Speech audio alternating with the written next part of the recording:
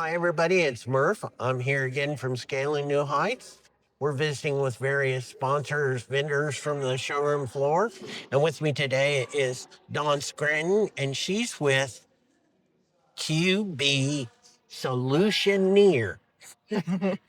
And Dawn, tell our viewers, what is qbSolutioneer?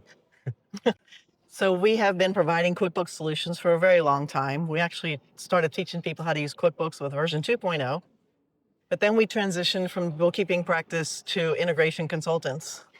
And then most recently, we transitioned into becoming developers. So we've now created a solution where we are interacting with healthcare industry, and we're helping them get their medical billing software into QuickBooks. I mean, their data from their medical billing software into QuickBooks, their AR information more specifically. So right now, a lot of medical practices are using QuickBooks on a cash basis, and we're teaching them how to incorporate accrual basis accounting into their workflow and how to pull their revenue and payment data from the medical billing application directly into QuickBooks for bank reconciliation and balance sheet and AR reconciliation. Okay. After you know. And I'll just kind of ask you off the cuff. We didn't rehearse this, folks.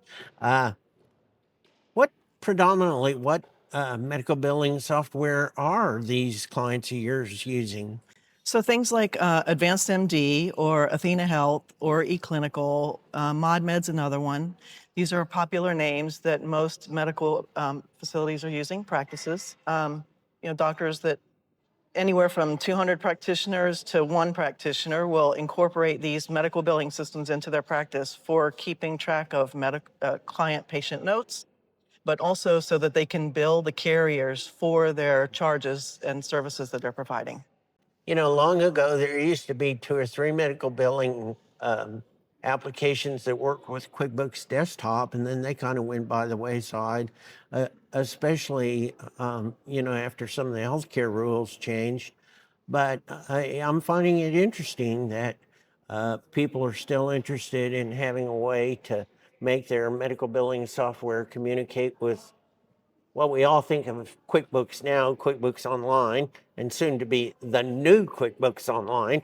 But anyway, I know that we'll probably have pro advisors who have clients that are maybe physicians, and their staff always struggles with the idea of how do I get my data over there, and they wind up using some accountant or bookkeeper to help them do that.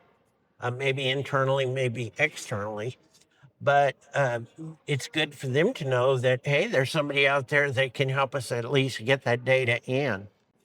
And our client that uses AdvancedMD, they originally were using the AdvancedMD General Ledger interface, but the General Ledger interface only had 3 lines to it: total charges, total payments, and the net change to revenue. So of course I said, well, that's not sufficient for tracking financial information, and it's not sufficient for trying to reconcile a bank deposit. right. And so I can't analyze any of the data that's coming out of my medical billing with this kind of journal entry dump, I call it. And so they said, yeah, you're right. A lot of our clients are complaining, and we've also contemplated abandoning it. So if you want to build a connection to QuickBooks, we'll list you as a partner and we'll get you started.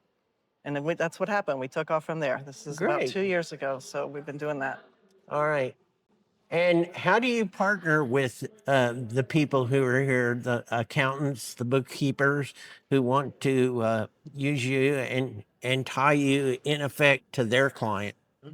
So we would be like their co-partner in the implementation process, right? Our focus is to take a look at what revenue lines are missing from their chart of accounts. How can we expand on it? And then how do we map the CPT codes that they're using in their medical billing with the information they want to see in QuickBooks?